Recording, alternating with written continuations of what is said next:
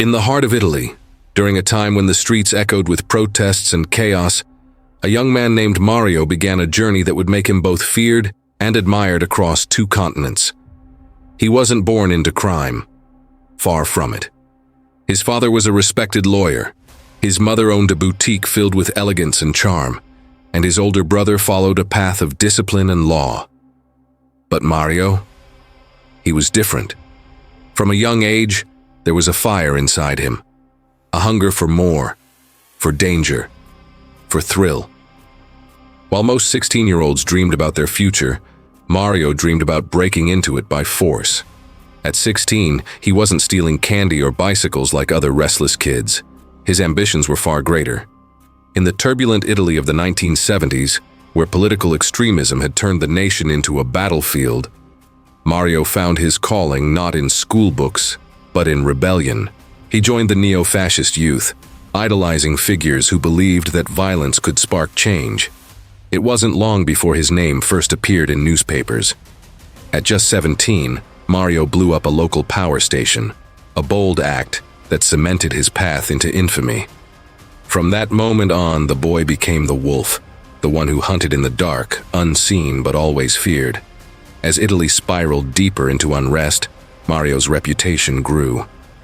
He joined militant groups, committed bombings, orchestrated robberies, and left trails of chaos behind him. Police called him the Wolf. To them, he was a terrorist. To his followers, he was a revolutionary. But deep down, Mario wasn't driven by ideology anymore. Politics had been the excuse. What truly fueled him now was something far more personal: power, thrill, and luxury. While his comrades lived in shadows, Mario lived like a movie star. He loved Ferraris, fine suits, and beautiful women who followed him like glittering ornaments. His crimes funded his taste for elegance, and yet every empire of chaos eventually faces its collapse. By the early 1980s, Italy had become too small for his ambitions and too dangerous for his survival. Surrounded by enemies, he vanished, only to reappear in London, ready to reinvent himself. London in the 80s was a city of contrast. Punk culture, wealth, and corruption intermingled in neon-lit streets. Mario arrived like a storm in silk. He rented a luxury apartment in St. John's Wood, where the wealthy lived behind high walls and mirrored windows. His broken English only made him more mysterious, and his Ferrari became his signature roar across the city. The playboy from Italy had returned, but this time he had his eyes set on something much bigger. His target, the Knightsbridge Safe Deposit Center, a fortress of wealth where London's elite kept their most prized possessions. Royals, celebrities, tycoons, and even criminals trusted that vault more than they trusted their own homes. But every fortress has a weakness, and Mario had found it in one man, Paz Latif, the center's manager, a man whose double life made him the perfect pawn. By day, Latif wore his suit and smile. By night, he drowned in addiction and debt. Mario didn't just offer him money, he offered him a way out. But in truth, Latif was already trapped. On a quiet summer afternoon in July 1987, 2 sharply dressed men entered Knightsbridge. They were polite, calm, unremarkable, until the vault door shut behind them. Moments later, the staff found themselves at gunpoint. A closed-for-maintenance sign appeared on the door, and 8 more men in fake security uniforms slipped inside. The heist began with surgical precision. Locks snapped open one by one. Bundles of cash, gold bars, diamond necklaces, and priceless heirlooms filled their bags. In just 2.5 hours, Mario and his crew walked away with between 40 to 60 million, the largest bank robbery in British history. When police finally arrived, the vault was gutted, the guards were bound, and the wolf had vanished without a trace. While London panicked, Mario celebrated. In his luxury apartment, the bathtub overflowed with banknotes, jewels glittered on the floor, and champagne bottles marked his triumph. But even legends leave traces.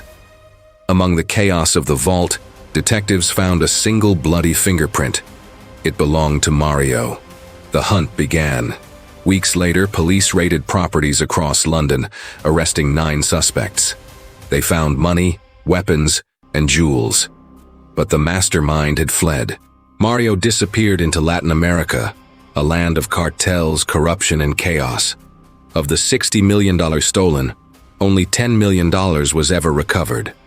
The rest dissolved into offshore accounts and criminal networks, as if it never existed. He could have vanished forever, retired rich, anonymous, untouchable, but Mario wasn't built for silence. His ego craved the spotlight.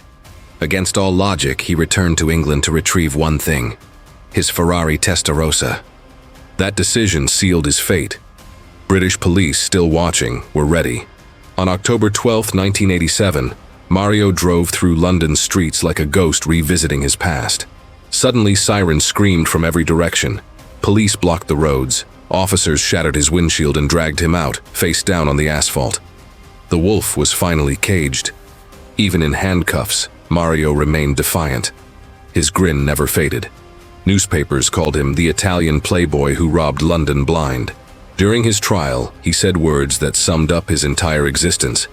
"Maybe I'm a romantic lunatic, but money was never the point." To Mario, crime was art. The thrill was the masterpiece.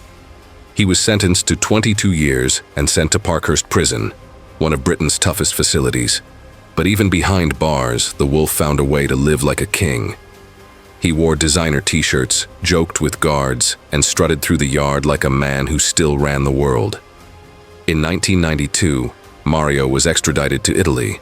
There, he managed the impossible once again, turning prison into a luxury retreat.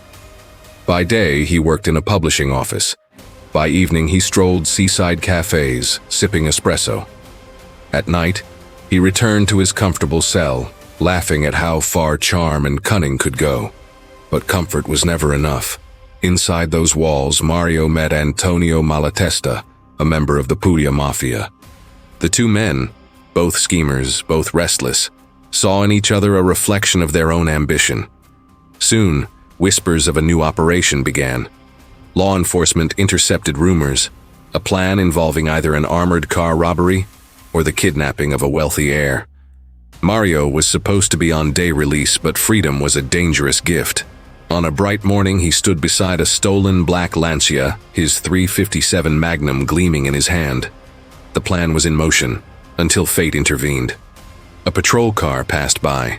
Officer Enzo Baldini, suspecting the vehicle was stolen, approached for an ID check. What happened next unfolded in seconds. Malatesta panicked and fled. Mario stayed, raising his gun. Shots exploded in the air. One bullet struck Officer Baldini's leg, but he didn't fall. He returned fire with his submachine gun, 15 bullets that tore through the quiet morning. When the smoke cleared, Mario lay lifeless on the pavement. The wolf was gone. From a rebellious boy who dreamed of revolution to a man who defied two nations and stole millions, Mario's life was a relentless pursuit of adrenaline, beauty, and control. But in the end, no empire built on crime ever truly lasts. His story reminds us that the line between legend and downfall is razor thin, and even wolves eventually run out of places to hide. This is the untold story of Mario, the playboy who tried to steal the world and paid the ultimate price.